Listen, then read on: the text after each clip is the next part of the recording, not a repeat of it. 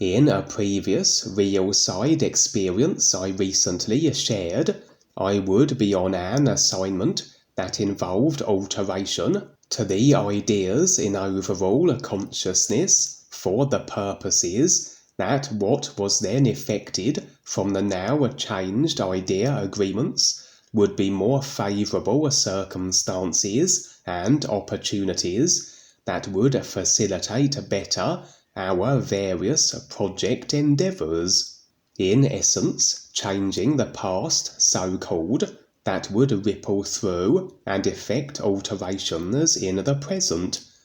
I also mentioned that through my personal self-interjection would what should have been a smooth operation as orchestrated by the real awareness be somewhat flawed.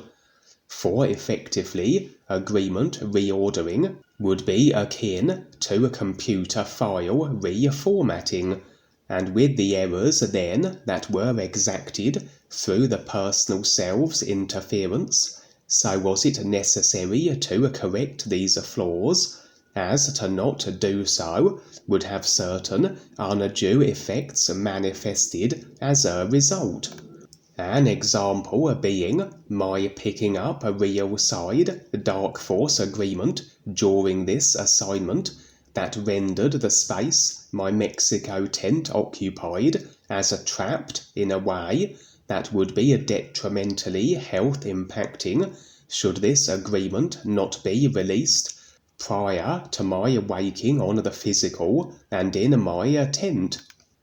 And so here, in this recent experience, was as though the necessity for one final loose end, one final code correction, or idea agreement reordering that stemmed from this overall consciousness agreement altering assignment. For just as it was with the booby-trapped tent, an inadvertent agreement that had attached itself during my time travelling and idea-altering experience, effect expressed as the ability by which a pack of sinister dark wolves could manifest and surround my tent. For nothing can feature in our experiences, physical or real side, absent of the idea agreements allowing that they can, but additionally, even should agreement permit their presence, further agreements will dictate what, if anything, they can do to us as they now feature in our experiences. For I can only be killed by another if I have the idea of this installed as an agreement in my consciousness, and then it is a potentiality and falls upon the decision of the being I have provided the role of a killer to carry out that which I have permitted him to do. Absent of the agreement, and there can be no simulation.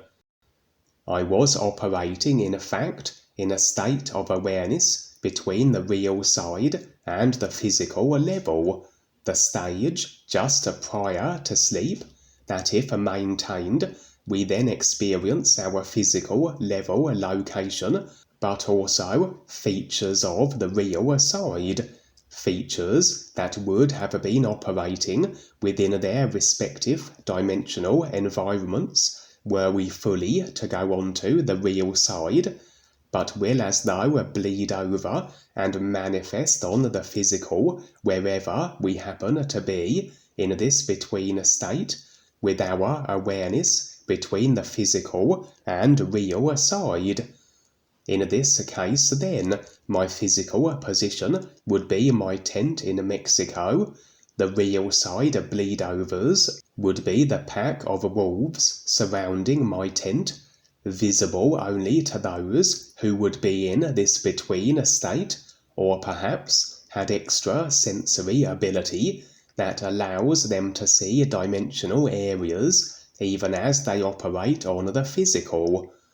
Interestingly, Jeremy has mentioned his encounter with an aggressive black wolf on the real side, and in a real side experience I shared recently, would it be revealed how a pack of Earth-based werewolves actually were deployed to hunt new friends, not only on the real side, but the physical also. And the form these particular werewolves took were the four-legged variety. But as I shared in that experience, as it was here, yes, they could enter my experience, but cause me no harm, limited as they were then through the absence of agreements I had in relation to them. And in some way, as I said, through my consciousness idea recorrecting assignment, I had picked up another further agreement that allowed these wolves, regardless of if they were the werewolves or not, to feature in my simulated presence, in this case in my in-between state, as I refer to it as.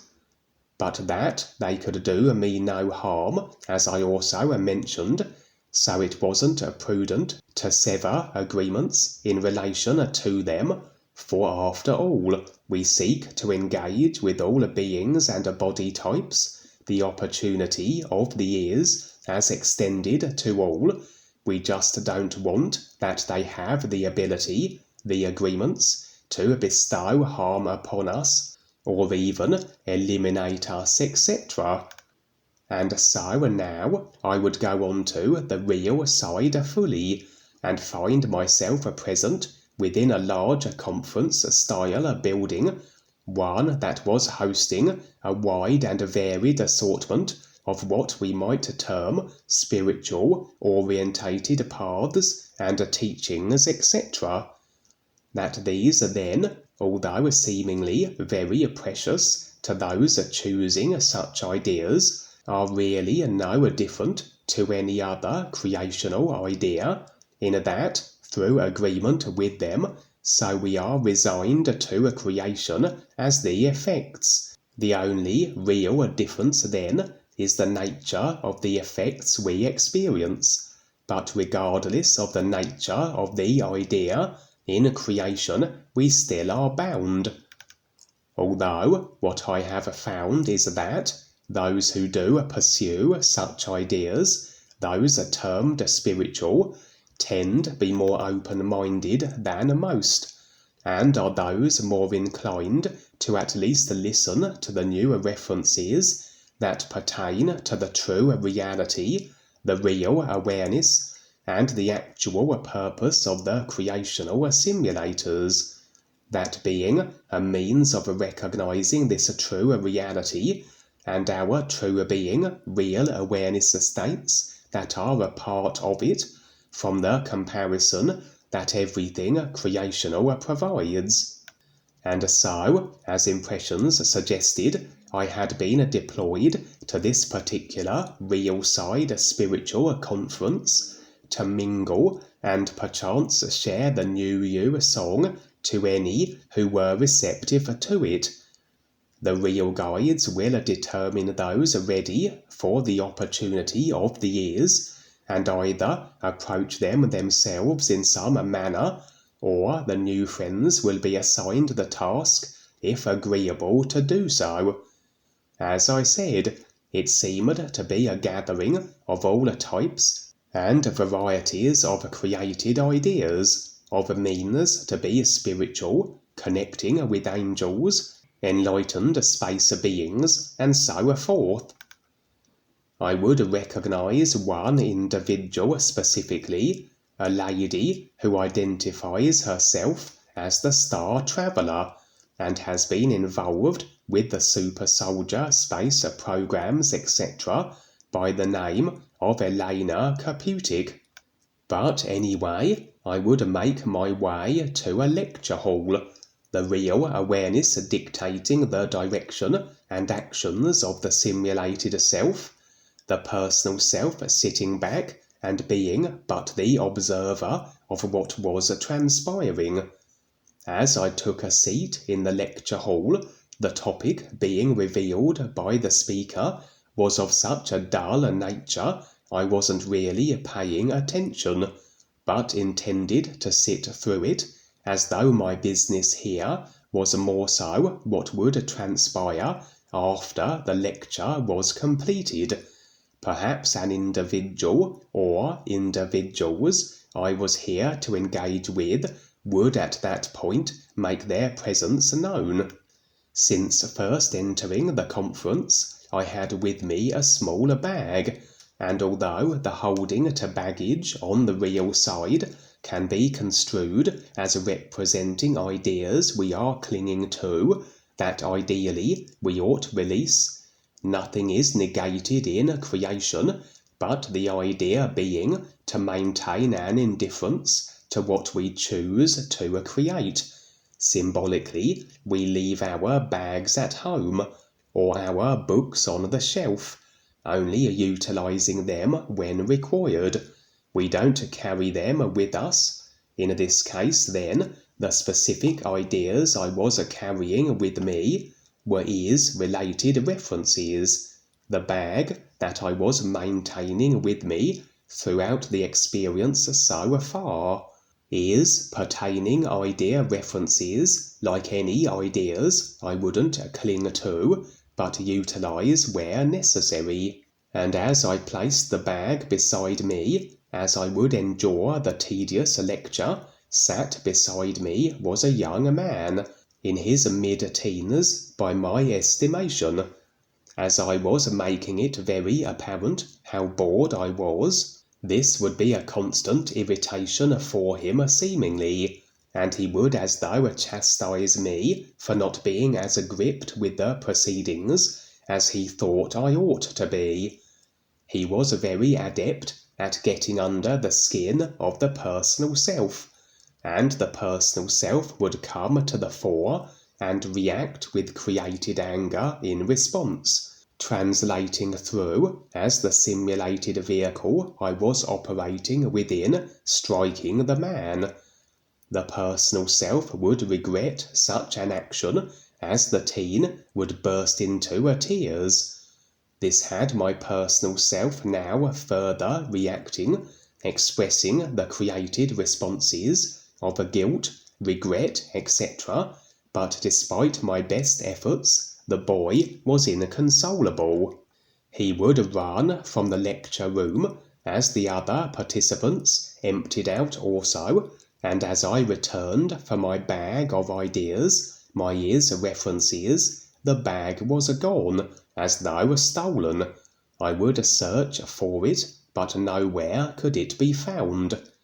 A little irrational then, for these ideas are always available through the creational oversight, as available through the real awareness. Despite idea references, the personal self may forget or misconstrue, but at that moment my personal self was very much taking the reins of this experience, through the emotional reactions I had created. The shame I still was choosing to indulge in, and was as though desiring these idea references to cling to. Unable to find my reference bag, I now was alone in the lecture room, but not for long, as returning now would be the very teen I had struck, but in the company of a group of older men and women, that although only through the real awareness standing are impressions from it made available, I was wallowing in shame, and so very much standing as my more limited personal self, with only what is visually occurring to draw my conclusions from. We still can receive impressions, but not as effectively, as though a few can squeak through the personal self bubble. And the impressions I did receive was that the whole situation with the teen had been a ruse. He was in fact associated with the dark forces, and indeed his outer form wasn't even the body type he actually was, and those now also in his company were additionally dark force affiliated. I have described a dark force tactic where they will seek to draw you into your more limited and less capable and real awareness impressions lacking personal self, by baiting you in such a way as you will respond with created emotions along the lines of guilt, shame, fear, etc. That any created idea, thought, or emotion will serve to isolate you in the personal self, but where it comes to guilt, shame, fear, etc., most will be very agreeable to anything that alleviates these created emotions. The dark forces then will as though present solutions for the nullifying of such emotions they have managed to elicit, and we may find ourselves willing to be subjected to that which we otherwise would not. For generally the dark forces would reveal past lifetimes where I had made poor and destructive life choices, and to alleviate the emotion they elicit, that of shame, guilt, etc., if they successfully had me react in such ways, so would they produce the solutions, the punishments they saw as fitting, where I would be more likely to accept such measures that my guilt or shame be alleviated.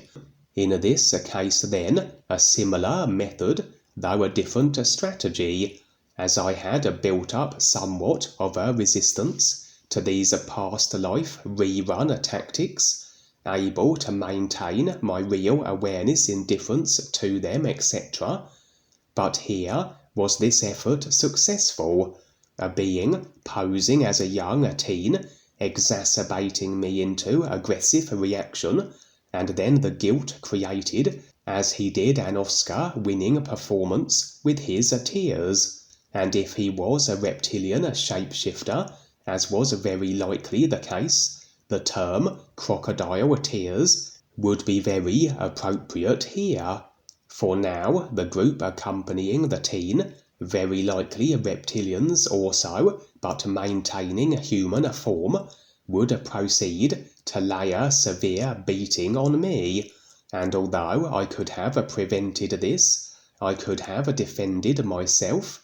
as I had no agreements with them that dictated they could harm me unless I allowed it,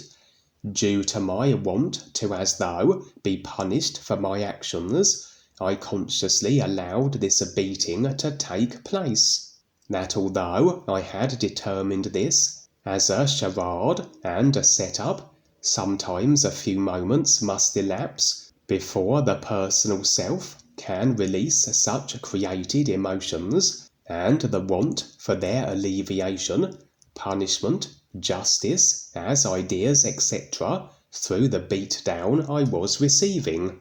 At that moment I would notice, as I was being pummeled, a dark shimmering pool of water on the lecture room floor. What it actually was a portal that connected to the lower astral, and although had been always present, wasn't visible to any of the spiritual idea-chasing conference participants. For even if at one time certain ideas, spiritual or otherwise, were relatively pure and undiluted references, at this current moment everything creational is infected by the dark force reptilians, that either everything presented as the systems, political, educational, religious, etc., are their creations, or they have commandeered and taken over all other similar institutions and systems, and contaminated them with their controlling ideas. For anything simulated is as a product of a consciousness where it was formulated as an idea and effected. The consciousness and the effected simulation then are indivisible. You can't have one without the other. You can't have the movie without the projector that effects it onto the screen. And as the consciousness is then a construct of ideas, intent, and agreements, etc., as we agree with the surface simulation, we agree with the consciousness that created it, or the consciousness that has infected and taken over the idea. Consequently, to agree with anything termed spiritual, as it is reptilian infected, and as the dark force reptilian consciousness is an intentionality to control, so through the so-called spiritual paths and teachings that we agree with, we take on also the reptilian distortion of ideas, and effected then will be exactly as we have decided and agreed with, to be reptilian controlled and taplined. This was clearly evident here, with these dark force beings operating in the conference building, and additionally the portal that connected to the lower astral, the domain of the dark forces in all their forms, a portal and dark force affiliation that no spiritual seeker could see, reminding me of the real side experience once shared by the seer Sandy, of there being a river of reptilians under all Ekankar conferences, ever since it was taken over by Joni and Harold, a reptilian presence no Ekankar member could see. So absorbed were they with the ideas of what their personal selves thought Ekankar represented, they were unable to allow the real awareness or the guides to afford them the actuality and reality of the situation. And this would be the case here with these spiritual seekers in this conference building. My reptilian assailants, in human form, as I said, would suddenly relent from the beating I was allowing them to perpetuate,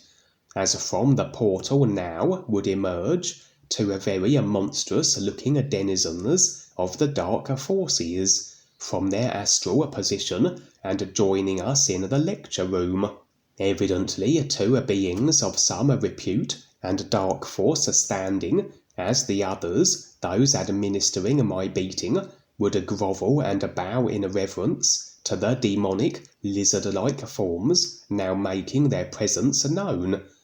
They would both approach me with the intention of joining in with my beating, but as they looked into my eyes, they recognized that at one time I had been one of them, and would proclaim words to this effect: "You're one of us." I would receive an instant idea download that revealed that one of my previous lifetimes had been as a monstrous body type in association with these very demonic astral-based beings.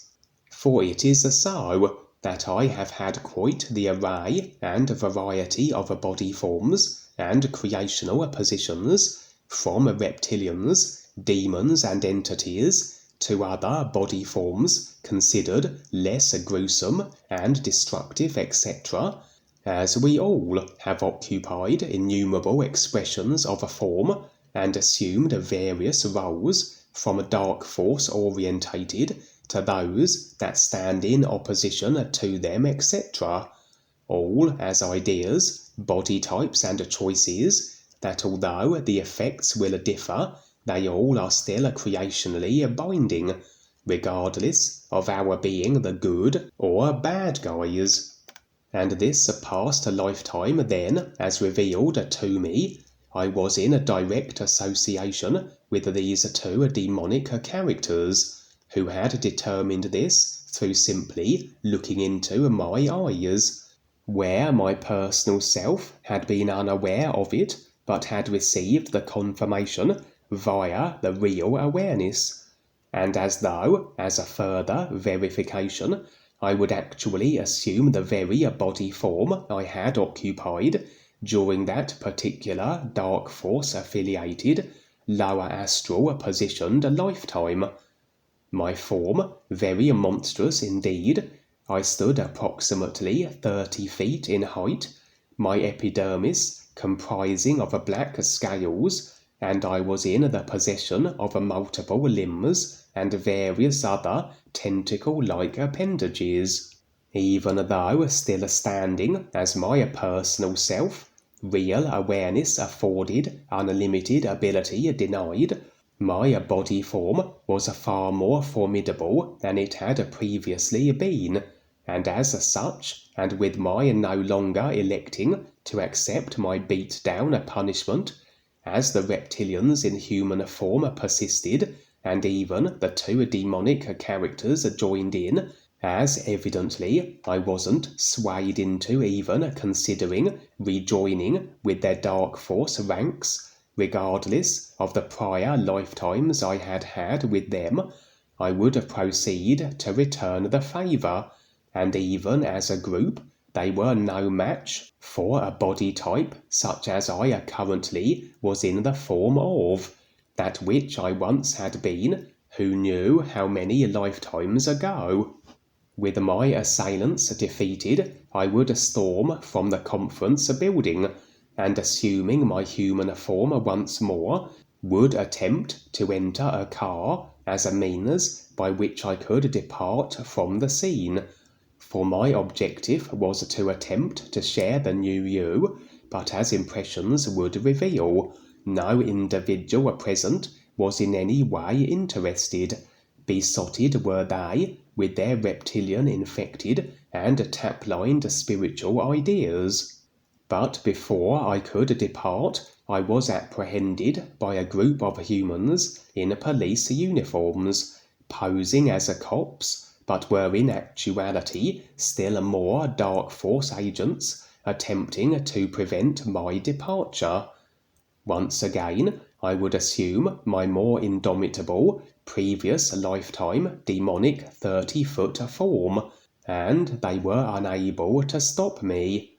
The dark forces are nothing but persistent, however. They seemed determined to stop my departure, and what followed was a scene as though from a Godzilla or King Kong style movie. For as I maintained my form, so I would be pursued relentlessly through streets and cities, the dark forces expressing as a military and police, blasting at me with their weapons, their tanks, aircraft, missiles, etc., none of which bestowed much, if any, harm to my extremely robust, hardy, and resilient monstrous form.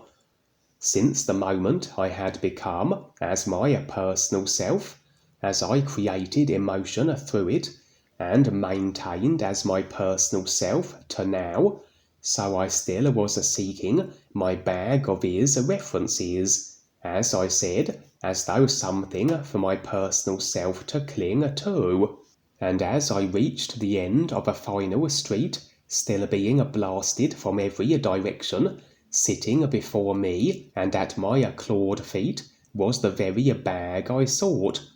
A random onlooker, as this commotion had drawn the attention of individuals present within all the street scenes, would proclaim, "Look, he only wanted his bag."